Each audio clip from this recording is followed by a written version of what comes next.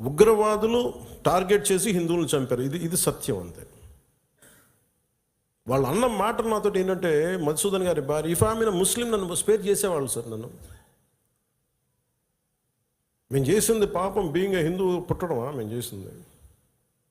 కనీసం మా చేతుల్లో ఆయుధాలు కూడా లేవే, మేము సైనికులం కూడా కాదే. మేము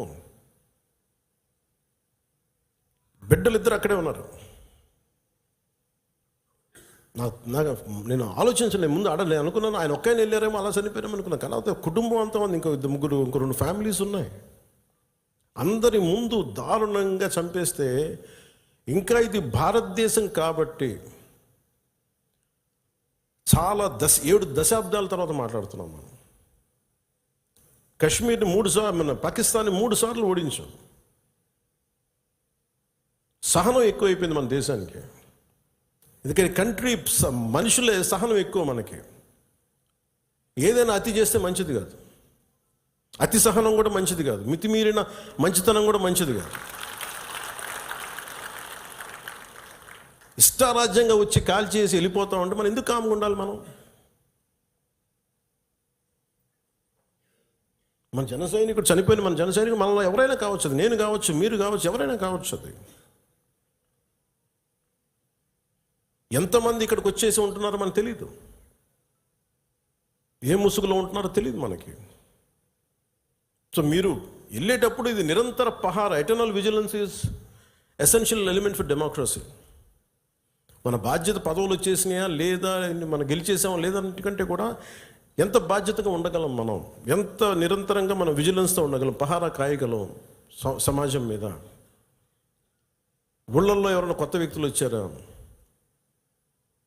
అనుమానాస్పదంగా తిరుగుతున్నారా, ఇవన్నీ it's also part of our responsibility. So నాకు ఇది 3 సార్లు యుద్ధం ఓడిపోయిన తర్వాత మన మంచితనం ఇంకా అర్థం చేసుకుంటే ఇలాగ వచ్చి ఇళ్లలోకి వచ్చి చంపుతారు. షికార్కి వెళ్తే, సరదాకి వెళ్తే చంపేస్తారు. దీనికి మటుకు చాలా బలమైన స్టాండ్ తీసుకోవాలి. అందుకే నాయకులందరికీ కూడా, జన సైనికులందరికీ కూడా, వీరమలందరికీ కూడా ఇది ధైర్యంతో కూడుకున్న పని. ఉగ్రవాదులను ఎదుర్కోవడం అంటే ధైర్యంతో కూడుకున్న పని. దో we are a regional party, we didn't expand as on now. We confined only to state, AP, maybe కొంత తెలంగాణ. కానీ మన ఆలోచన విధానం జాతీయవాదం. ఇది మీరు బలంగా ఉండగలిగితేనే రేపొద్దున యుద్ధ పరిస్థితులు రావచ్చు, రాకపోవచ్చు, నాకు తెలియదు యాజ్ ఆన్ టుడే. బట్ కొన్ని 7 అంశాల మీద నిర్ణయాలు తీసుకున్నారు. ముందు వాటర్ ఆపారు. అంటే కొంతమంది మాట్లాడుతారు, కొంతమంది లీడర్స్, ఎంత లౌకికవాదం, ఎంత సెక్యులరిజం అంటే అందరికీ, ఎంత సెక్యులరిజం అయిపోయిందంటే అందరికీ. నేను అనేది మన కంట్రీ స్లోగనే సత్యమేవ జయతే. Unlike America, in God we trust అంట. 3 కోట్ల దేవతలున్న దేశాలలో మన సత్యాన్ని నమ్ముతాం, కానీ మన అమెరికాలాగా ఇన్ గాడ్ వి ట్రస్ట్ ఒక దేవుడిని పెట్టలేదు మన దేశంలో. We are beyond religion, we are beyond God. Truth is eternal. సత్యం అంటే ఏంటి? ఒక తప్పుని తప్పుగా చెప్పడం, ఒప్పుని ఒప్పుగా చెప్పడం. If I make a mistake, I'll say admitted it's a mistake. Constant కరెక్షన్లో ఉండాలి. ఎటర్నల్ ట్రూత్ అది. అలా కాకుండా ఇంత 26 మంది చనిపోతే, మత ప్రాతిపాదికన చంపినా కానీ మన సెక్యులర్ వాదులు, సో కాల్డ్ సూడో సెక్యులరిస్, వాళ్ళు ఏం మాట్లాడుతున్నారు? మతవాడికి చంపలేదంటారు. చనిపోయిన మధుసూదన్ గారి భార్య, అందరూ వాళ్ళు అబద్ధాలు చెప్తారు. వాళ్ళు పాకిస్తాన్ని ప్రేమిస్తూ ఉంటారు. వీళ్ళందరూ ఇక్కడ భారతదేశంలో కూర్చొని మీరు పాకిస్తాన్ని ప్రేమిస్తుంటారు. మొన్న కొంతమంది నాయకులు డిబేట్లో మాట్లాడుతుంటే చూస్తున్నాను. మీరు పాకిస్తాన్ అంత ప్రేమిస్తే దయచేసి పాకిస్తాన్కి వెళ్ళిపోండి, ఇక్కడ ఎందుకు? పాకిస్తాన్ మీద మీకు అంత ప్రేమే ఉంటే, ఇది మాట్లాడుతున్న పని ఏదైనా వీళ్ళందరూ కూర్చొని కాంగ్రెస్ నాయకులు వీళ్ళందరూ, కొంతమంది ఎమ్మెల్సీలు కూడా ఉన్నట్టుగా అనిపించింది నాకు చూస్తుంటే. ముఖ్యంగా సౌత్ నుంచి ఉన్నారు కొంతమంది సీనియర్ కాంగ్రెస్ నాయకులేం. కాంగ్రెస్లోనే విభేదం ఉంది.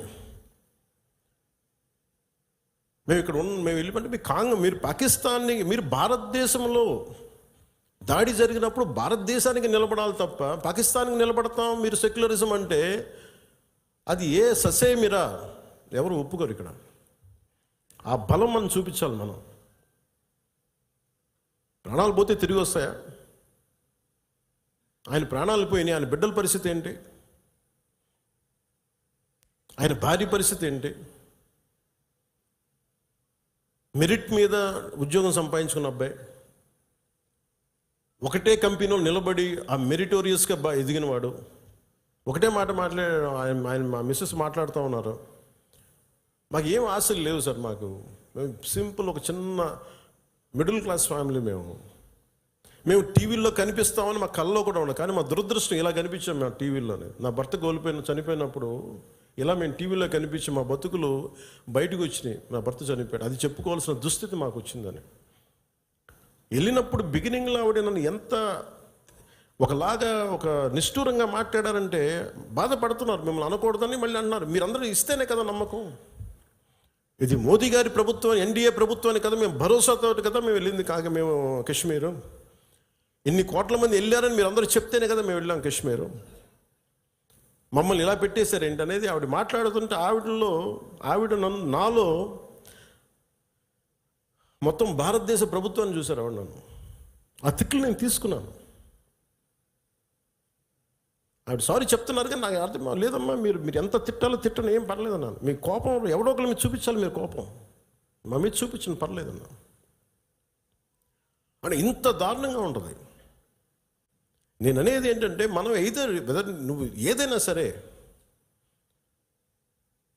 మత ప్రాతిపాదికన చంపటం ఇది మటుకు అస్సలు ఏమాత్రం సహించలేదు. అంటే ఎందుకు భారతదేశం చాలా బలమైనది. భారతదేశం మన సెక్యులరిజం చెప్పుకోకర్లా, సెక్యులర్ అనే పదం మనం యాడ్ చేయక్కర్లా. సెక్యులర్ పదం అని యాడ్ చేయకముందు 70s వీఆర్ సెక్యులర్. సెక్యులరిజం అంటే అపీస్మెంట్ కాదు, అది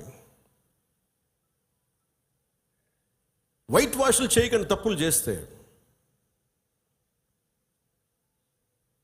సర్ తన్సే జుదా అని చెప్పి అంటే అట్లాగే తుపాకులతో సర్ తన్సే జుదా చేశారు వాళ్ళు ఉగ్రవాదులు. తల లేదు, పట్టుకుందాం ఆకన్నా ఇలా అంటే తల లేదు అక్కడ. మీరు ఊహించుకోగలరా? అది ఈ మాట్లాడే తల లేదు. ఇంత క్రూరంగా చంపేశారు. ఎంత సహనం చూపిస్తాం? తప్పు జరిగినప్పుడు తప్పని చెప్తాం. పాకిస్తాన్కి మనకి ఏంటి తేడా? జిన్నా విడిపోయినప్పుడు మేము పాకిస్తాన్లో అందరినీ సమానంగా ఆదరిస్తామని చెప్పారు. హిందువులు ఎల్లక్కర్లేదు, ఆదరిస్తామని చెప్పారు.